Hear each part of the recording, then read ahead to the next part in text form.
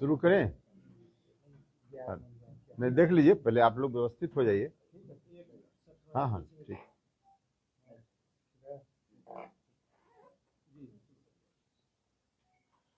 शुरू करते हैं फिर। चलिए, तो आप सभी का स्वागत है। पहले एक विशेष अभियान हमारी पार्टी ने शुरू किया है। अभी कुछ दिन पहले बिहार के वाल्मीकि नगर में 3 दिनों का शिविर हुआ था हमारी पार्टी का, और उसी शिविर में कुछ निर्णय लिए गए, और उसी निर्णय में शामिल था कि बिहार में हम कुछ चुनी हुई जगहों पर बड़ी रैली करेंगे,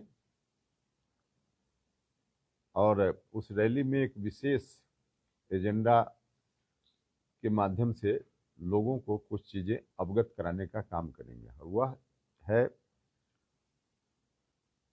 परिसीमन का विषय। परिसीमन का मतलब कि लोकसभा क्षेत्रों की संख्या, विधानसभा क्षेत्रों की संख्या विभिन्न राज्यों में, इसका निर्धारण। और इस काम के लिए हमारे देश के संविधान में व्यवस्था की गई प्रारंभ में कि हर 10 साल पर जनगणना होगी, और जनगणना के उपरांत जितनी आबादी उस वक्त की होगी उसके अनुरूप लोकसभा क्षेत्रों की संख्या भी बढ़ेगी, राज्यवार विधानसभा क्षेत्रों की संख्या भी बढ़ेगी। संविधान की इस व्यवस्था के अनुसार सबसे पहली बार 1951 में आज़ादी के बाद की जनगणना के आधार पर परिसीमन हुआ, 61 की जनगणना के आधार पर परिसीमन हुआ, 71 की जनगणना के आधार पर परिसीमन हुआ। 51 में लोकसभा सीट 494 उस समय परिसीमन के बाद तय किया गया। 61 में हुआ 494 से बढ़कर 522 हो गया। 71 में हुआ तो यह संख्या बढ़कर 543 हो गई। उसी व्यवस्था के अनुसार आगे भी परिसीमन होना चाहिए था, लेकिन 1976 में जब आपातकाल देश में लागू था, उस वक्त संविधान में परिवर्तन कर दिया गया और परिसीमन के काम को रोक दिया गया, जो अभी तक रुका हुआ है।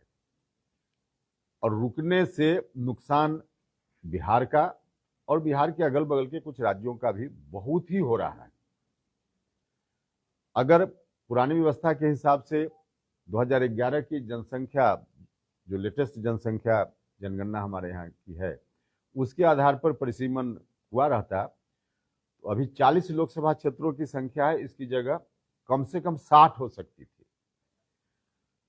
विधानसभा क्षेत्र की संख्या भी उसके अनुरूप बढ़ती, लेकिन नहीं हुआ, रोक दिया गया। अगर संख्या हमारी बढ़ती तो हमारा रिप्रेजेंटेशन बिहार का लोकसभा, राज्यसभा सब जगह बढ़ता।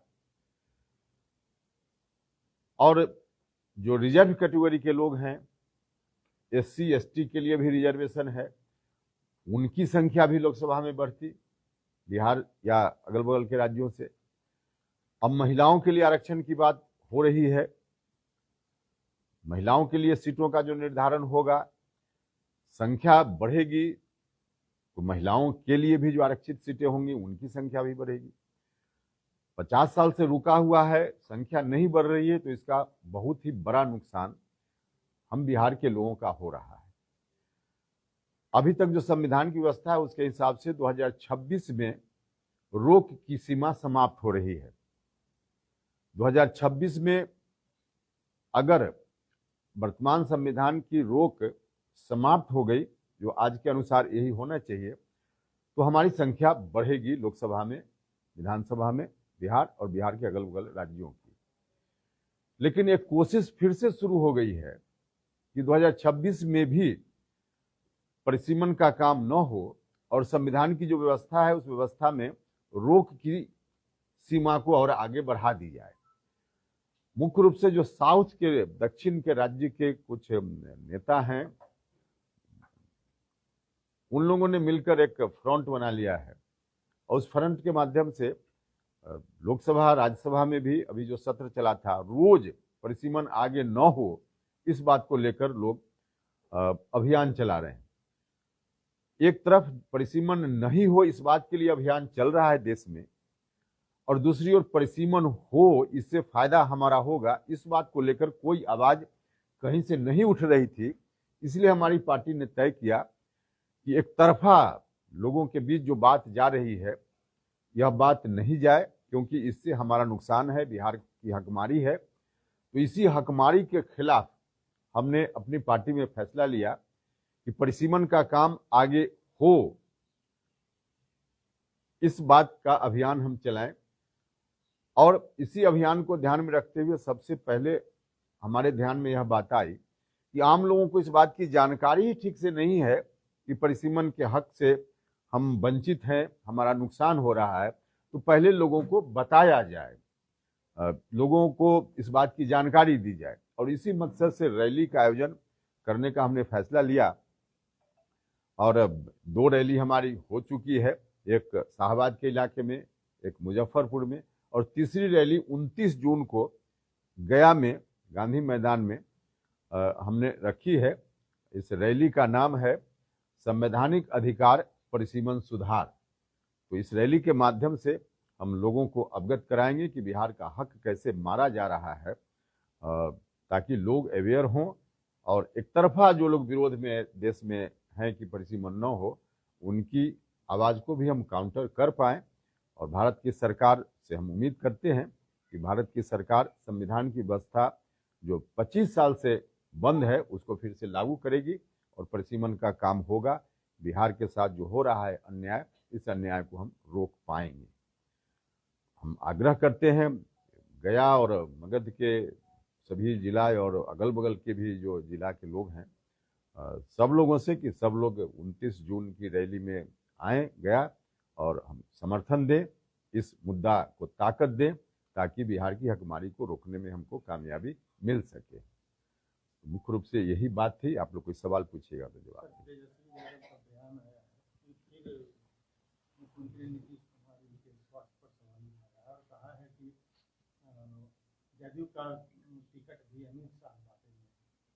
देखिए, अब असल बात है कि विपक्ष के पास कोई मुद्दा है नहीं, मुद्दा विहीन विपक्ष है, क्योंकि जो जनता का सवाल है उन सवालों पर भारत की सरकार और बिहार की सरकार बहुत ही सक्रियता से काम कर रही है।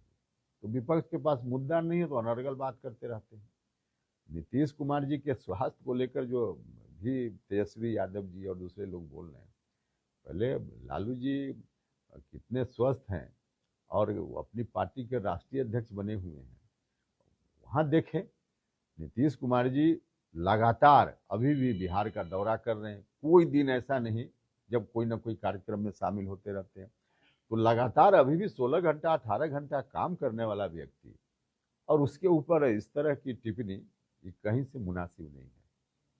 चुनाव के ठीक पहले सामाजिक सुरक्षा पेंशन बढ़ाया गया है 400 से ज्यादा।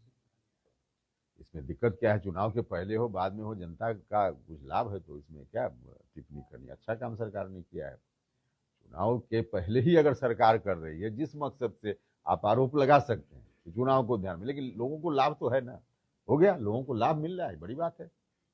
गृह मंत्री अमित शाह का जो ताजा बयान आया है उससे फिर बिहार में संशय हुआ है। नहीं समय बताएगा बिहार का सीएम कौन होगा। नहीं, देखिए, एक तो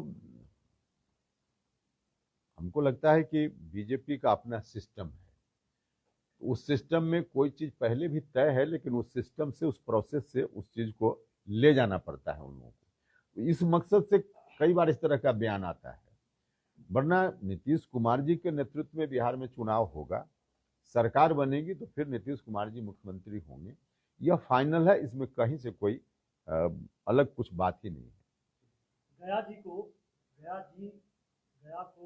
कर दिया गया, लेकिन उसको आम बोलचाल की भाषा में अभी तक शामिल नहीं किया गया। जैसे कि आपने भी बोला, हमेशा गया का ही नाम दिया, गया जी। अभी देखिए, मेरा नाम बचपन में ओपी लाल करके लोग गांव में पुकारते थे घर में, आज भी बड़े बुजुर्ग हमको ओपी लाल कह देते हैं। तो जुबान पर तो धीरे धीरे तो शब्द आएगा, इसलिए ये कोई बात नहीं है। ये सरकारी आदेश से जुबान थोड़े बदल जाएगी लोगों की, ये धीरे धीरे आएगा। आप लोग शुरुआत कर सकते हैं। वो ठीक है, लेकिन इसमें कोई अगर पुराना नाम भी बोल देता है तो कोई ऑब्जेक्शनेबल नहीं है। ये धीरे धीरे चीजें होंगी। तो ये सीमेंट की बात आप कर रहे हैं, ये तो अभी चुनाव तुरंत है और आप कह रहे हैं 26 के बाद, तो उसमें मुद्दा समझ में नहीं बात मेरे समझ में नहीं आ रही है, समझ लीजिए, इसीलिए तो हम बैठे हैं आपके साथ।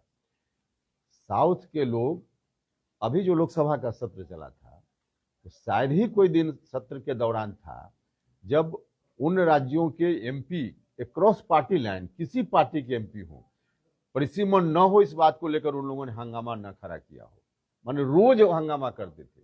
एक हाउस से बाहर तमाम ऐसे राज्यों के मुख्यमंत्रियों की बैठक बुलाई गई एक राज्य में, और वहां उन लोगों ने मिलकर एक मोर्चा बनाया कि हम विरोध करेंगे। तो विरोध कहीं से शुरू हो गया है, एक तरफा बात लोगों के बीच जाएगी और वह बात जो हम लोगों के खिलाफ जाती है, तो हमारा दायित्व बनता है ना कि उनको काउंटर करने के लिए हम अभी से सजग रहें। चुनाव किसी राज्य में है, इस बात को लेकर यह पूरे देश का मुद्दा है, इस मुद्दा को हम छोड़ दें अभी, तब तो एक तरफा बात जाएगी ना। तो इसलिए हमने इस मुद्दा को उठाया है।